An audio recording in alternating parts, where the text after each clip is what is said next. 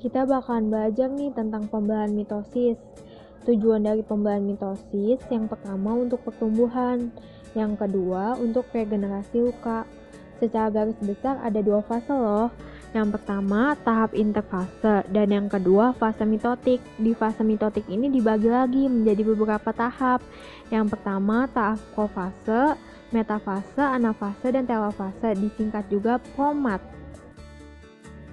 Nah, yang pertama kita masuk ke tahap interfase nih, di mana nukleus dan membran inti masih terlihat dengan sangat jelas.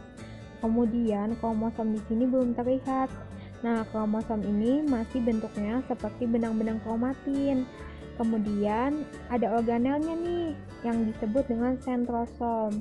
Kemudian di tahap ini ternyata ada 3 tahapan lagi secara garis besar. Yang pertama ada fase GAP 1, yang kedua fase sintesis, dan yang ketiga ada fase dari GAP 2.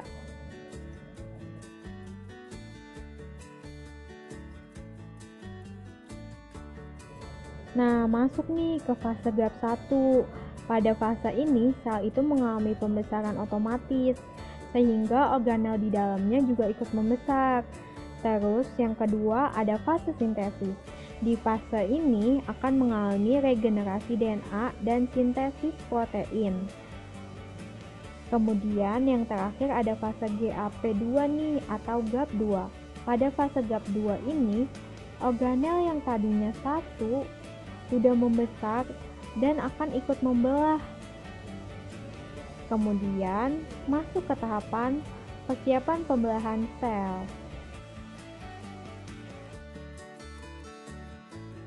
Masuk ke tahap mitotik. Yang pertama ada tahap profase, di mana yang kromatin yang masih benang-benang halus akan menebal dan memendek membentuk kromatid. Kemudian kromatid akan membelah dan menjadi kromosom. Nah, di sini nih nukleus sama membran intinya hilang. Habis itu sentrosom akan membelah menjadi 2 dan mulai membentuk sentriol. Sentriol yang muncul nanti akan menjadi benang-benang spindle seperti gambar ini nih.